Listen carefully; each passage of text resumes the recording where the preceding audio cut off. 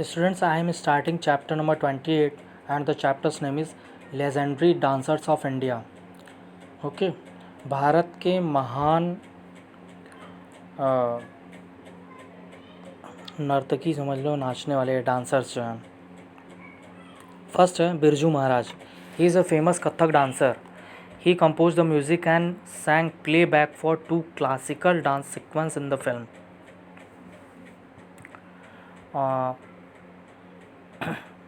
शतरंज के खिलाड़ी डायरेक्टेड बाई सत्यजीत रे. बिरजू महाराज एक बहुत ही फेमस कथक डांसर हैं, बहुत ही प्रसिद्ध जो है कथक डांसर हैं.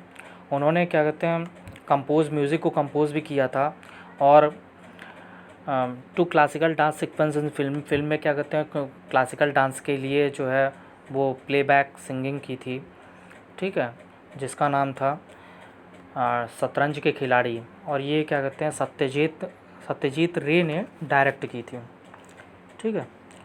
नेक्स्ट है सोनल मानसिंह. सोनल मानसिंह भी एक बहुत ही अच्छे डांसर थे. She is one of the leading exponent of Bharatanatyam and Odissi classical dances. वो बहुत ही लीडिंग एक्सपोनेंट्स यानी व्याख्याता थी. कहने का मतलब भरतनाट्यम को का व्याख्यान देने वाली, बहुत अच्छा करने वाली भरतनाट्यम को, वो ऐसी डांसर थी. और ओडिसी क्लासिकल डांसेस ये ओडिसी की भी जो उड़ीसा का जो नृत्य होता है ओडिसी, उस डांस को करने वाली थी. Director Prakash Jha has made a documentary film on a titled Sonal. She received the Padma Vibhushan in 2003. Director Prakash Jha ने उन्हीं पर क्या कहते हैं उनके जीवन चरित्र पर आधारित एक डॉक्यूमेंट्री मूवी बनाई थी जिसका नाम था सोनल, ठीक है. और उन्हें 2003 में पद्म विभूषण भी दिया गया था, मिला था. नेक्स्ट है रुक्मिणी देवी अरुंदले. एक फेमस भरतनाट्यम डांसर थी वो. सी स्टार्टेड डांस स्कूल नेम्ड कला क्षेत्र इन चेन्नई. उन्होंने एक चेन्नई में कला क्षेत्र के नाम से डांस स्कूल स्टार्ट किया था. Her efforts and contribution were integral to the revival of Bharatanatyam in 1920s and 1930s.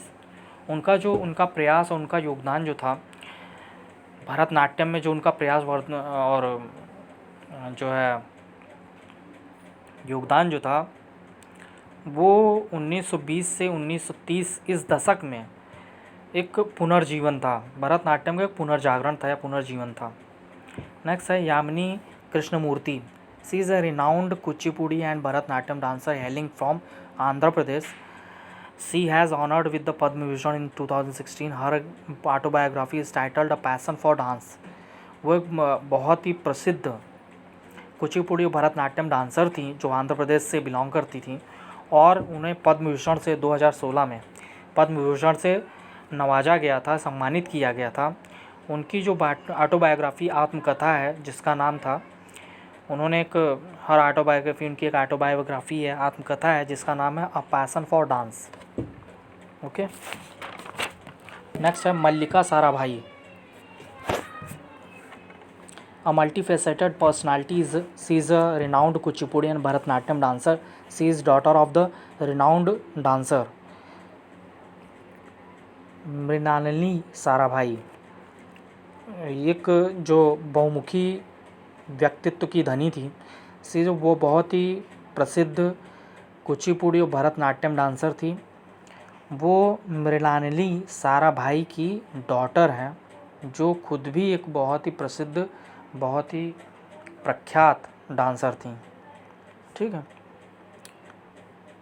Next है Kelucharan Mohapatra. He was a dancer guru and proponent of Odissi dance.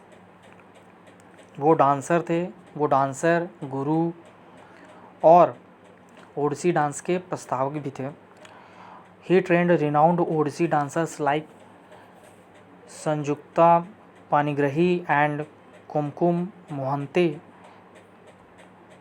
ठीक है. उन्होंने इन सभी डांसर्स को क्या किया, ट्रेंड किया यानी प्रशिक्षित किया. The guru Kelucharan Mohapatra award was instituted in 1995 in his honor. The guru Kelucharan Mohapatra award जो है वो 1995 में उनके सम्मान में दिया जाने लगा. नेक्स्ट है Uday Shankar, a famous dancer and choreographer. He made a film on dance titled Kalpana. उन्होंने क्या कहते हैं एक फिल्म बनाई ऑन डांस, कल्पना नाम के डांस पर उन्होंने एक फिल्म बनाई. He also collaborate with ballerina Anna Pavlova. He received the Padma Vibhushan 1971. उन्होंने बैलरीना अन्ना पावलोवा के साथ भी सहयोग किया, उनका भी सहयोग किया और उन्हें 1971 में पद्म विभूषण प्राप्त हुआ. ठीक है स्टूडेंट्स, नेक्स्ट चैप्टर है chapter number 29, match the following. इसको मैंने फिल कर दिया है, इसको आपको लर्न करना होगा. ओके नेक्स्ट चैप्टर है chapter number 30, having a hobby. Okay and I am going to start this. A hobby can be described as an activity or interest pursued outside one's regular occupation, primarily for self-satisfaction and pleasure. एक hobby जो होती है उसे एक ऐसी activity या interest की तरह डिस्क्राइब किया जा सकता है जो उसका एक रेगुलर ऑक्यूपेशन यानी व्यवसाय बन सकता है. ठीक है, जो क्या कहते हैं आदमी खुद की खुशी और खुद की संतुष्टि के लिए करता है. ठीक है, आदमी को मनुष्य को जिस चीज़ में बहुत सेटिस्फैक्शन मिलता हो, उसमें बहुत ज़्यादा प्लेज़र या आनंद मिलता हो, वो इन्जॉय करता हो, वही उसके लिए वो हॉबी है. ठीक है, over the years I have had many interest but my special hobby has always been painting. ठीक है, मेरे बहुत सारे इंटरेस्ट थे, मुझे कई चीज़ों में रुचि थी, लेकिन मेरी जो विशेष हॉबी थी, स्पेशल हॉबी थी, वो पेंटिंग थी. I used to love painting when I was young and today that hobby has transcended into another, a passion for collecting paintings. मुझे पेंटिंग करना पसंद था जब मैं जवान था, जब मैं यंग था तो मुझे पेंटिंग करना पसंद था. लेकिन आज वो चीज़ दूसरे रूप में बदल गई है और वो इस चीज़ में चेंज हो गई है कि अ पैशन फॉर कलेक्टिंग पेंटिंग्स. अब मुझे पेंटिंग को कलेक्ट करने का पैसन है, यानी उसकी इच्छा है. ठीक है, anything productive that you like to do in your free time is a hobby. कोई भी ऐसी चीज़ जो बहुत ही उपयोगी हो, ऐसा करना जो बहुत ही उपयोगी हो. ठीक है, जिसे तुम फ्री टाइम में खाली समय में करना पसंद करते हो, वो हॉबी होती है. ठीक है, हॉबी क्या चीज़ है जिसे करने में तुम्हें बहुत अच्छा लग रहा हो, बहुत तुम इंजॉय कर रहे हो, और लेकिन उससे कुछ फ़ायदा भी हो, कुछ लाभ भी हो, तब तो वो हॉबी है. ठीक है, वो प्रोडक्टिव होनी चाहिए, जिससे कुछ हमें फ़ायदा हो. ठीक है, the key word here is productive. यहाँ पे जो एक वर्ड यूज हुआ है productive. So lying on the sofa and watching television is not a hobby. इसलिए सोफ़े पे पड़े रहना और टेलीविज़न देखना हॉबी नहीं है, क्योंकि इससे कोई फ़ायदा नहीं होने. अगर सोफ़े पे पड़े रहना, हमें बहुत अच्छा लगता है कि सोफ़े पे हम लेटे रहें और पड़े रहें, बहुत मज़ा आता है, मुझे बहुत ही अच्छा लगता है, ये मेरा इंटरेस्ट है, तो ऐसा नहीं कि ये हॉबी है, ये हॉबी नहीं हो सकती है. The activity must be a stimulant for it to be a hobby. ऐसा करना जिसे हमें करने का मन करे, हमें करने का उत्साह हो, हमें एक प्रेरणा मिलती हो, वो एक हॉबी हो सकती है. You must be excited about doing it. तुम्हें इसे करने में एक्साइटेशन महसूस हो, कहने का मतलब तुम एक्साइट हो, तुम्हें एक उत्साह महसूस हो. ठीक है, तुम एक जोश के साथ इस चीज़ को करो. If you stop enjoying it then it ceases to be a hobby. अगर तुम्हें इसे करने में if you stop enjoying it, अगर तुम इसे इंजॉय करना बंद कर देते हो तो ये एक हॉबी नहीं है, तब ये एक हॉबी होने से रुक जाती है, हॉबी नहीं है. Hobbies help us to, hobbies आपको मदद करती हैं किस चीज़ में, रिलैक्स होने में, री एनर्जाइज आवर ब्रेन, हमारे मस्तिष्क को पुनर्उत्साहित करने में, ऊर्जावान बनाने में, बी मोर पेशेंट, एक धैर्यवान बनाने में, कॉन्सनट्रेट बेटर, बहुत ही अच्छा एकाग्रचित होने में, इन कॉन्सनट्रेट होने में, डिस्कवर आवर लेटेंट टैलेंट्स, हमारे छिपे हुए प्रतिभा को, हमारे छिपे हुए टैलेंट को उभारने में, इन्हें खोजने में, have fun by our self, और खुद से इंजॉय करने में, इन सब चीज़ों में हॉबी हमारी मदद करती है। Okay, sometimes a hobby can become a profession. When I first started conducting quizzes as a hobby, I never realize that some day it would become my profession. कभी कभी एक हॉबी जो होती है एक प्रोफेशन भी हो सकती है, हमारा व्यवसाय भी हो सकती है। जब मैंने एक एज अ हॉबी, एक हॉबी के तौर पे मैंने क्विज़ेज़ को कंडक्ट करना स्टार्ट किया, तो मैंने कभी महसूस नहीं किया था कि किसी दिन यह मेरा एक प्रोफेशन बन जाएगा। Do you have a hobby?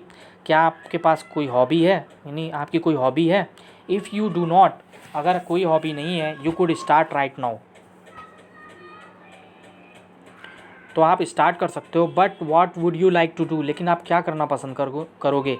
Here is a suggestion, यहाँ पे एक सजेशन है। Prepare a list of your areas of interest and choose something out of that list. एक आपने एरिया ऑफ इंटरेस्ट की एक लिस्ट बनाओ कि जिन चीज़ों में तुम्हें इंटरेस्ट हो उसकी लिस्ट बनाओ, और उसमें से कुछ चूज करो, यानी सेलेक्ट करो। For instance, if your in area of interest is solving maths and logical puzzles, you could make that your hobby. ठीक है, एक एग्जांपल के लिए, उदाहरण के लिए क्या कहते हैं, अगर आपको मैथ सॉल्व करना और लॉजिकल पजल सॉल्व करना ये आपका इंटरेस्ट है, तो आप इसको अपनी हॉबी बना सकते हो। You could try collecting, compiling और creating your own number puzzle. ठीक है, आप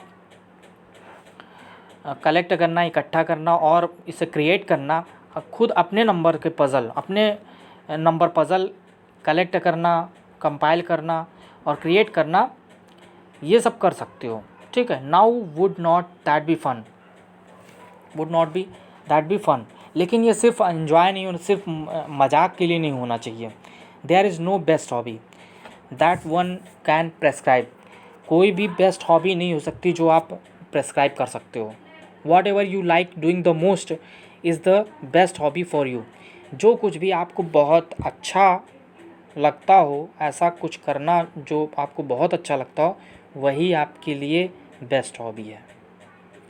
ओके स्टूडेंट्स, ये चैप्टर 30 तक आपका कंप्लीट हो गया है और ये हाफ ईयरली का सिलेबस आपका कंप्लीट हो गया है। ओके, तो अगर कोई प्रॉब्लम होती है तो ग्रुप में आप पूछिएगा। Okay class, thank you.